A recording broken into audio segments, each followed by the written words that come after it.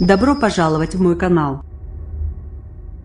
Éditorial. La contamination à la salmonelle provoquée par les produits du groupe laitier illustre les failles actuelles de la sécurité sanitaire. Le Monde 13/1/2018 à 10h24 mis à jour le 13/1/2018 à 19h35. Le Rossier Emmanuel Beignet, le PDG invisible de Lactalis aux méthodes musclées révélé début décembre 2017. La contamination à la salmonelle provoquée par les produits de Lactalis à la date du 9 janvier. En France, 37 nourrissons âgés de 2 semaines à 9 mois ont été atteints de salmonellose et à l'origine de scandales à la chaîne. Le premier responsable est évidemment Lactalis, une entreprise opaque qui ne fait pas de quartier à ses concurrents et pratique le culte du secret, au point de ne pas publier ses comptes. Face au refus du géant agroalimentaire de retirer les produits contaminés, Monsieur le maire a suspendu, le 9 décembre, la commercialisation de ses laits infantiles.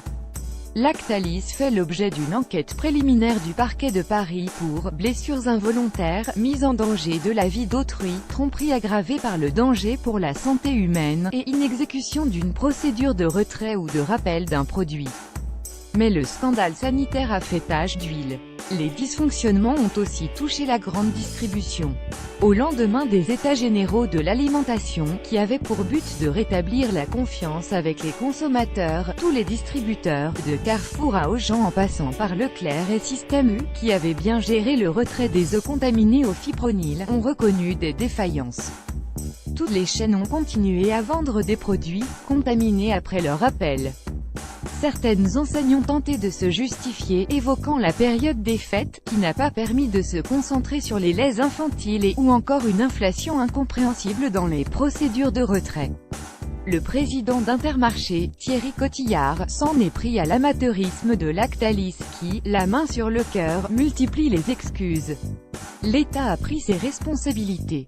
La Direction générale de la concurrence, de la consommation et de la répression des fraudes DGCCRF a effectué, depuis le 26 décembre, 2500 contrôles et en a programmé autant la semaine prochaine, pour vérifier la disparition des produits contaminés des rayons et des stocks. Mais des responsables politiques ont jugé que la DGCCRF, en raison d'une baisse de son budget et de son personnel, n'avait pas les moyens de jouer pleinement son rôle de surveillance. Lire aussi ce qu'il faut retenir de l'affaire du lait contaminé Lactalis. Cette chaîne de dysfonctionnement résulte aussi d'une sous-estimation de la gravité de la crise, comme si on n'avait pas mesuré les effets de contamination d'un produit aussi sensible que le lait pour nourrissons. Parce que la sécurité sanitaire n'a pas de prix, il faudra renforcer les contrôles et les sanctions pour que de tels scandales ne se reproduisent pas. En toute transparence.